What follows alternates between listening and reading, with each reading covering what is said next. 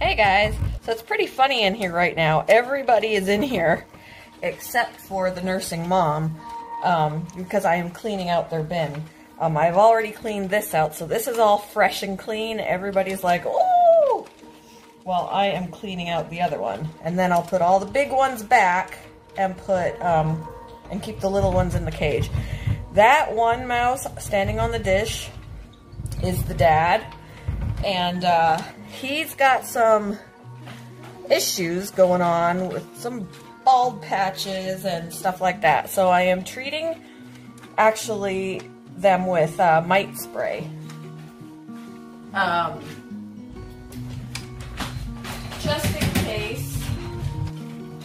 Just in case he has mites.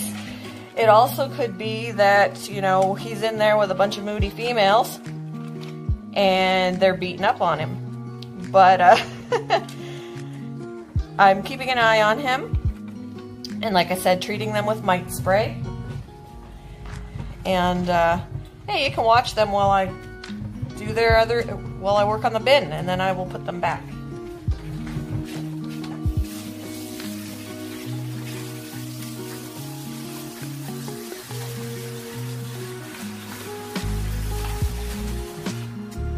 The nursing mom's bin doesn't have to be done. I checked hers. She's fairly clean since she's the only one in there. There aren't multiples to mess it up. So the bedding is still in good condition. The bedding, you know, she can maybe stand to have new bedding, but I really don't want to mess with her nest because she does have the babies. So I'm leaving her alone and just working on these guys since they are multiple mice and they make a bigger mess. So look how busy it is, you guys. Busy, busy, busy. All right.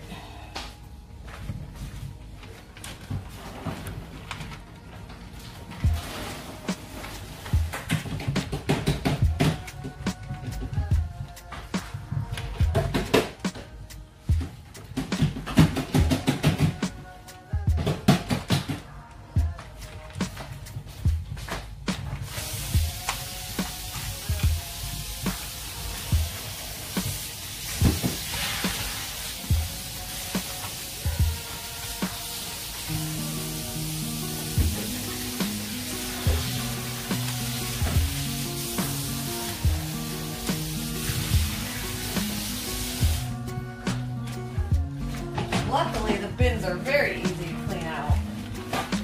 Since the litter that I use is very absorbent, it just basically dumps out, and then what I'm washing out is any places where it is especially sticking because it's where they went to the bathroom more, and the dust.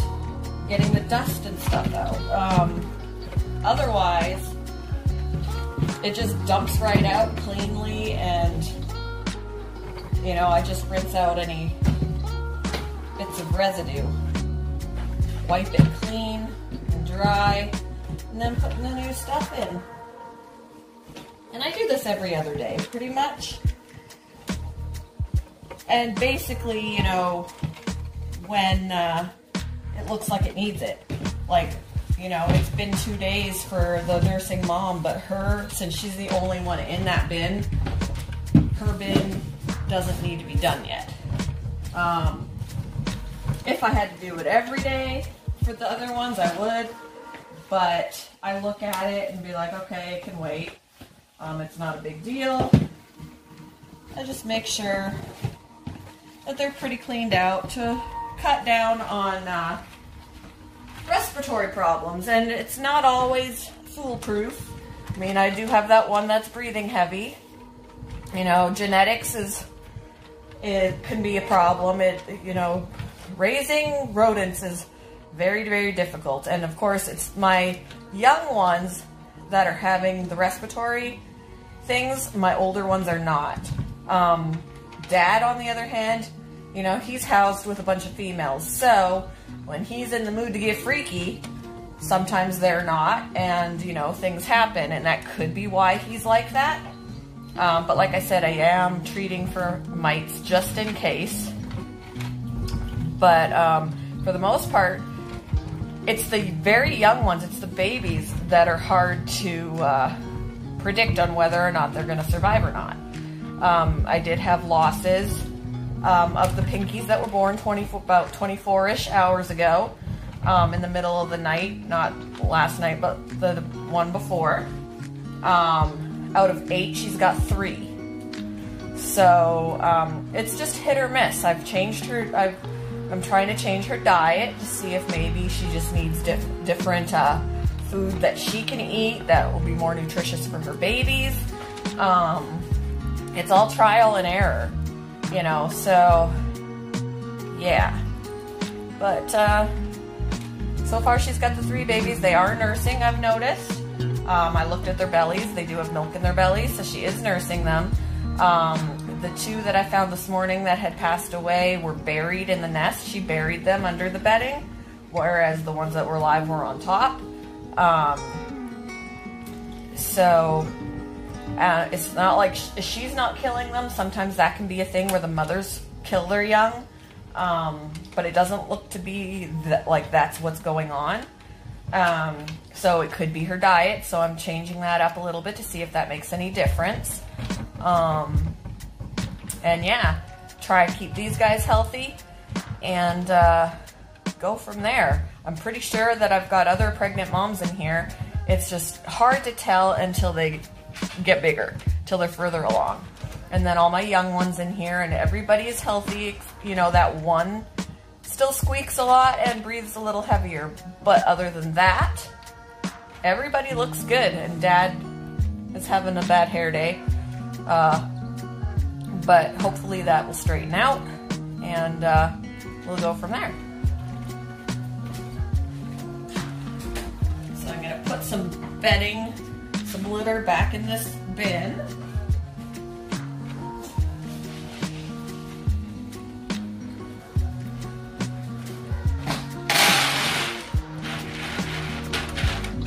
Not tons, just enough to cover the floor. Because as it gets damp, it does expand. And that'll give them fresh yarn for bedding. Put their food and water in, or their food in and their water goes on the lid.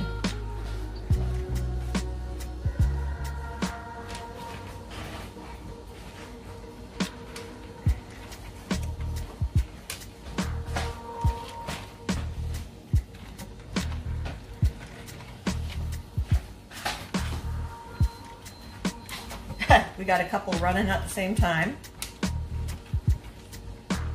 And you notice my hoppers are nearly the size of they're like getting very big. I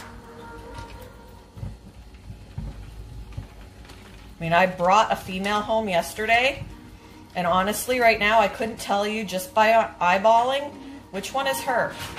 And she was in the adult bin. But she isn't a lot bigger than my ones that I've raised from fuzzies. So, you know, everybody's doing well.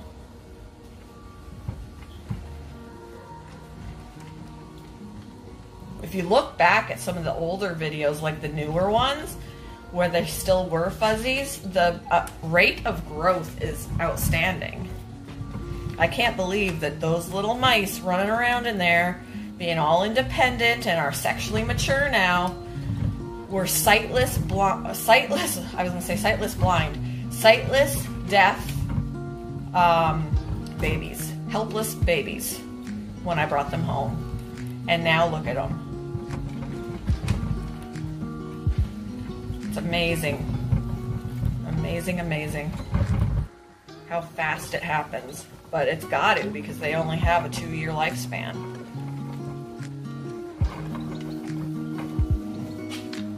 If they don't die earlier from health issues, which they're very prone to.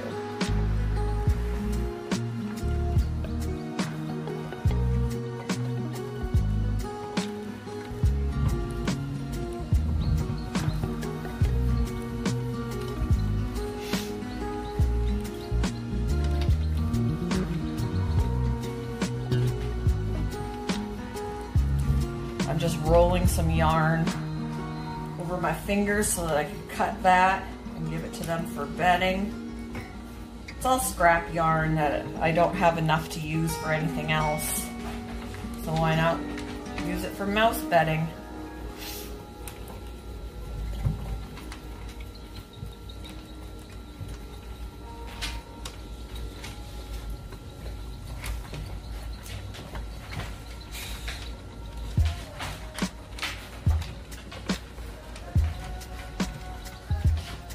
And I just cut it. I know you guys can't see what I'm doing, but I'm behind the camera doing all this. Well, you guys watch them, because I can't hold the phone and show you at the same time, so I do what I can do, what I can do. All right. Then they can make a bed out of that. And I'll show you the finished product. Another fresh toilet paper or a fresh cardboard roll in there. And then it's ready to go. And then of course the water bottle will go in the lid. So this is what we got going on here, guys. So I cut all that up. They can make a bed, fresh roll, fresh bedding or litter, fresh food in a clean dish. So they're all ready to go back in. I had to duct tape this because this hole used to be this hole and they've chewed it. So my plan is to cut this out, melt it out, cut it out, whatever I gotta do, and then put wire mesh on it so that none of these will turn into these. This one's bigger because that's where the water bottle goes, but you know, they did this while I was away, and I'm glad I noticed before anybody escaped. Little turd nuggets. So anyhow, I gotta wipe the top of this. There's some wetness. It's probably from the mite spray, but I'm gonna wipe it down. So anyway, the adults, the bigger ones, are ready to go back in here. All right, so now just the young ones are in here. And then the older ones are in the bin. I'm gonna wipe off the top of the lid, like I said I was gonna do.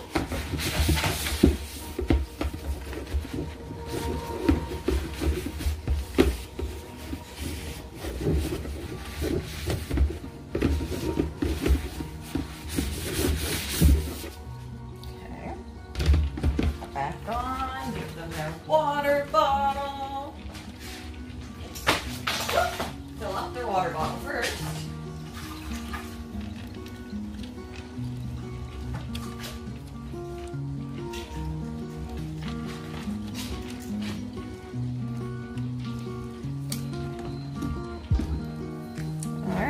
So these guys are all the young ones. These are all my young ones, my ones that I raised from fuzzies, and some that I brought home as fuzzies or hoppers. They're growing up nice. Growing up nice. So let's check out. Here we are, their water bottle. There's the duct taped hole. And they're all in here. There's Dad. I'm gonna give them a spritz of mite spray after the video.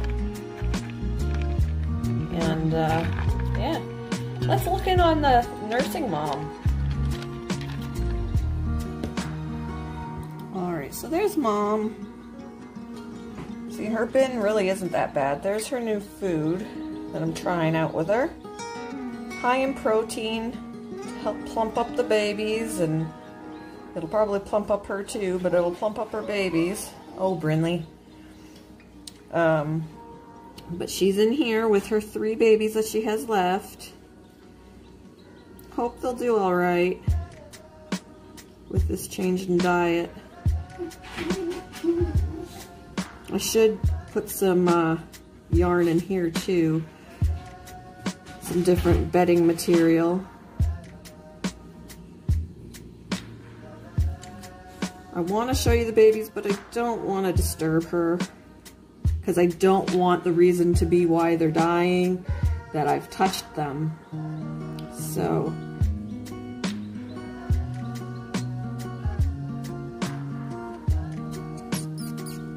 that high-pitched squeak was a baby.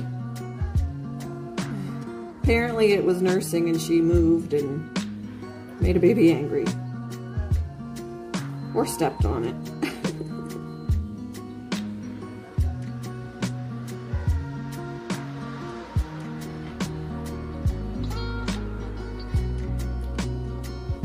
So hopefully these babies will do all right.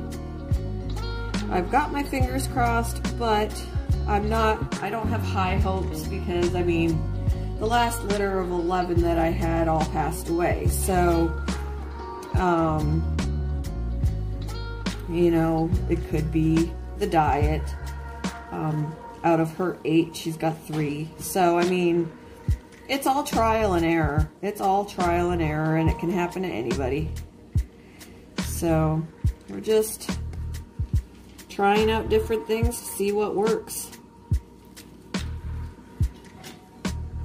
There they are a little bit, a couple glances before she covers everything back up.